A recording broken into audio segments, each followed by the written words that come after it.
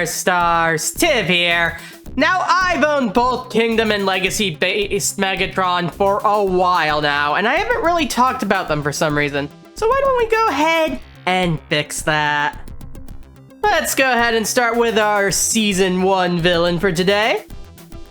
Now, when it comes to his bot mode, Kingdom Megatron to me honestly feels like a really solid blend of the show design, with some details leaning both more towards the original toy's design, while others lean a little more towards portraying a fairly solid T-Rex. Admittedly a little shrink-wrapped. I feel like this overall leads to a Megatron bot mode deco that I find to be strong enough that I really don't feel the need to immediately go leaping towards the Takara versus version. That being said, there are some bits from the original toy that I'm actually kind of bummed out that they aren't there.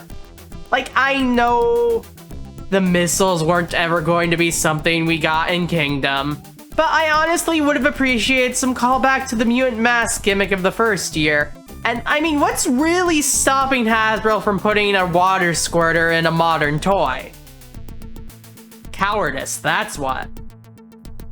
But it's by no means a deal breaker in reality.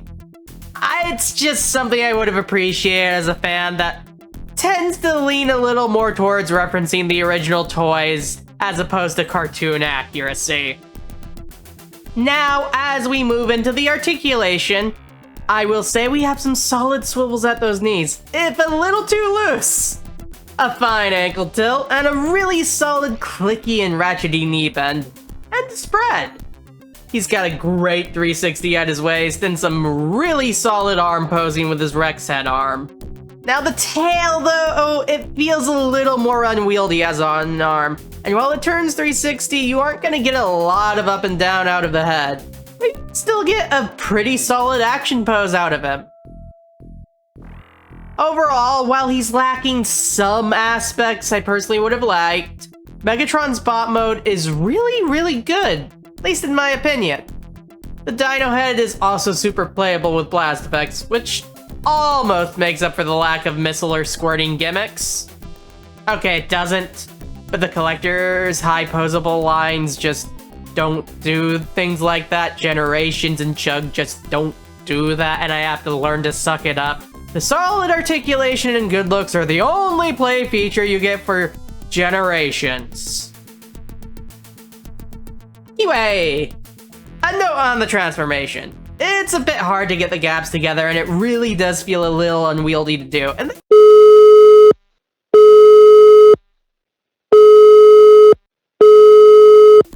the actual T-Rex mode we get, though, is nice. It aesthetically feels like a decent balance between a more fleshed out Rex based on our current research models and the slightly shrink-wrapped look you would see in the prevalent Jurassic Park films that honestly are what inspired Beast Wars Megatron's look. And honestly, with how the scanning process worked in the original show with extinct animals, I could kind of excuse the shrink wrapping for Rex mode. Now, articulation in the Rex mode gives you a good chunk in the head with the jaw and neck. He's got ball joints at his little tiny Rex arms. His legs are almost as posable in dinosaur mode as they are in robot mode, and the tail has a solid back and forth at the base, some wiggle room in the tail tip, which lets you get some dynamic poses. Also, yeah, I know this is gonna shock and awe y'all, but the blast effects still work on the Rex head in Beast mode. Now, I also saved talking about this until after we talked about the Rex mode articulation, but I'd have to say a highlight of the figure for me is the rubbery PVC that's used for the T-Rex skin all over the figure. It gives a very similar vibe and feeling to both the vinyl dinosaur toys you can find basically everywhere, and in particular to the rubber feeling of a lot of the 90s Jurassic Park toys. It's a massively nostalgic vibe, and I honestly just really like how the toy feels to hold. That honestly makes up for basically all of the faults I said earlier to me. He's good, and I also don't have a segue to end this video. Goodbye.